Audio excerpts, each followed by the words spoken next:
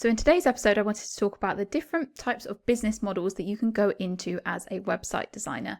And the reason why I want to talk about this is because I've seen a lot of discussion online and hot takes recently about website designers and designers who move into the education space. For example, selling courses or programs either to other designers or to online business owners. And I see a lot of the discussion being around, oh, everyone switches to doing education because it's easier than being a designer these days. Or, oh, the website design industry is so saturated that that's why everyone wants to become an educator now. Now, obviously, as a website designer of over 10 years, but who still works with design clients and also has an education side to their business where I do sell online courses and programs for other designers and online business owners, I've got an opinion on this that I want to share, because it is absolutely not the case that the website design industry is too saturated and that's why we're all moving to having an education business. For one thing, we're not all moving to doing an education business. The reason why it might feel like lots of designers are doing this is because the ones that you're seeing are the ones who have deliberately built an audience of people like you, other designers, over time in order to expand into this business model.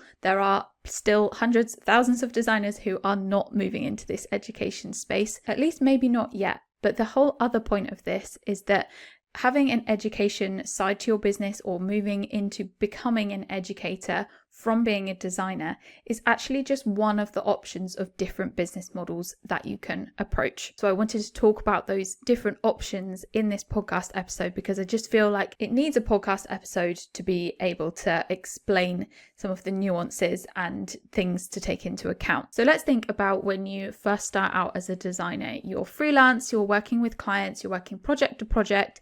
Maybe you've got a few retainer clients, maybe you're white labeling for other designers or doing things like that. But essentially at this point, when you're just starting out or in those first few years, you are trading your time for money. A client comes to you, they pay you, and then you have to spend your time delivering that service. And that is amazing that we are able to be paid for doing something that we love by creating website designs or brand designs. And this is the typical freelance designer business model. But what happens when you've kind of reached your capacity with how much time you have and therefore how much clients you can take on, but you still want to make more money in your business? Because it is absolutely normal and fine to want to increase your revenue and grow your business and make more money as a self-employed person. But obviously, if you're trading time for money and your time is now capped, there's a few different options and things that you can try. The first thing, which is what most of us do in those first few years, is just raise our prices. And obviously, if you raise your prices, you are then making more money per project.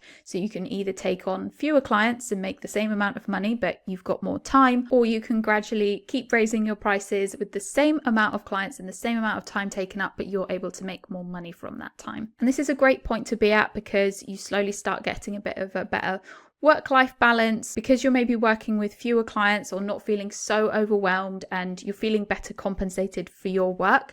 You feel more passionate about your work. You're able to give each project more creativity and more quality time. Raising your prices is obviously a really important part of having your design business. And if this is the point where you're at and you're thinking that you need to start raising your prices, I've got a blog post and podcast episode that I will link in the description, which goes into doing this in more detail and how to know when it's right and how to effectively do this. But realistically, raising your prices again and again, you still have a cap on your time and the amount of time you have in order to make this money. You're also still at this point where if you needed to take a break from your business or needed some time to step away from things, because you're working one-to-one with people, you would then lose your income. And that happens in so many different types of business and it's completely normal. But obviously at some point you might want to move on to the next level. And there are essentially two different routes that you can take at this point.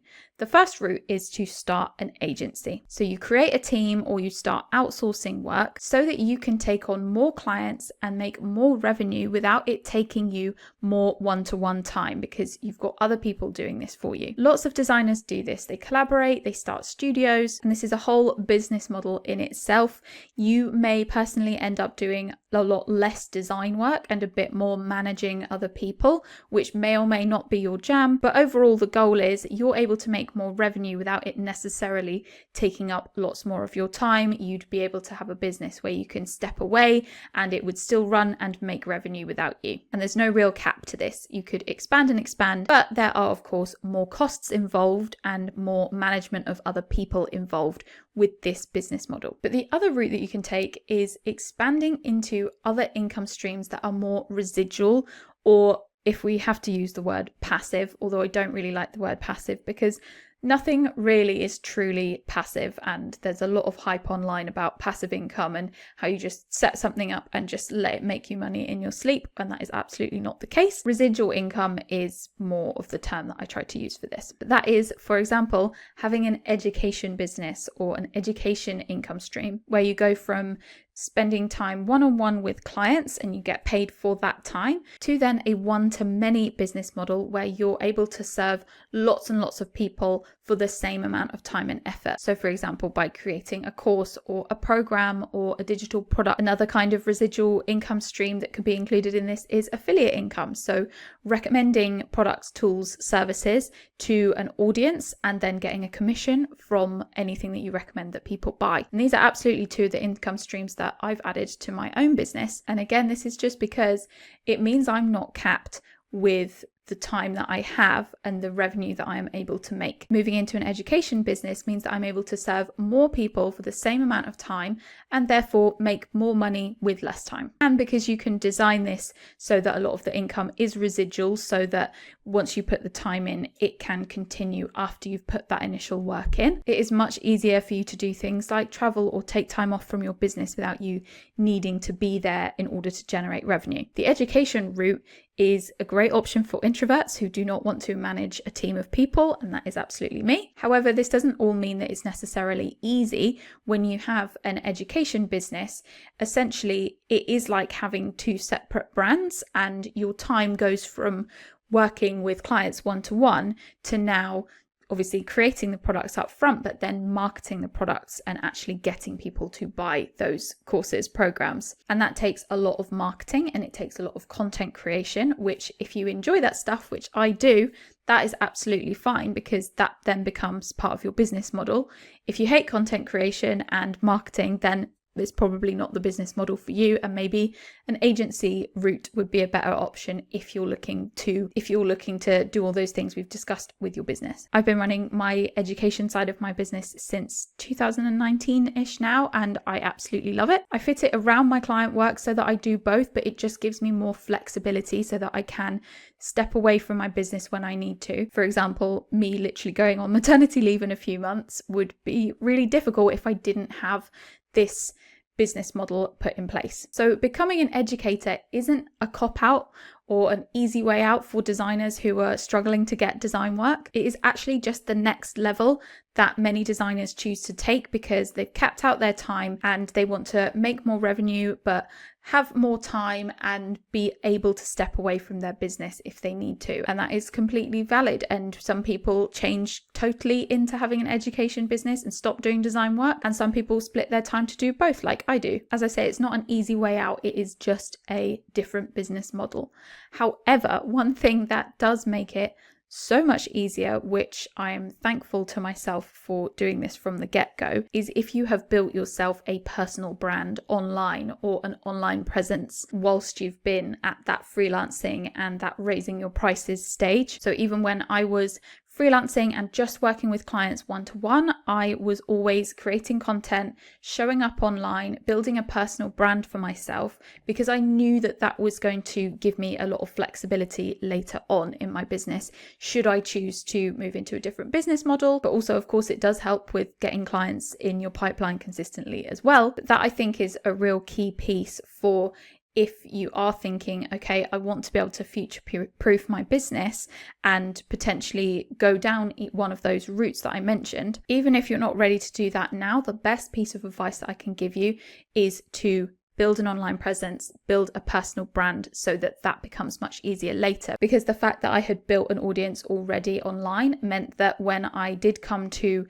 release programs and courses and digital products for people, I had customers there ready and waiting and wanting to buy from me because they follow me, they like me, they've grown to know and like and trust me because of my personal brand. And that is honestly why I have a whole module dedicated to this inside my in-demand designer program. As the very first step that you do when you join is we put together your personal brand blueprint, which is essentially a bank of insights and magnetic messages that you can then use in your content that helps to build you a personal brand online presence. And this is, as I say, a hugely important part of having a sales system as a designer to help you consistently get clients as well. So if you're listening to this and thinking, I really need to future-proof my business and this is the gap that I have at the moment, In-Demand Designer is currently open, and this week until the 3rd of July 2025, I have got an offer on at the moment, which I will leave a link to in the description, where anyone who joins will get a personalized content and website audit from me, giving you my personal recommendations for you,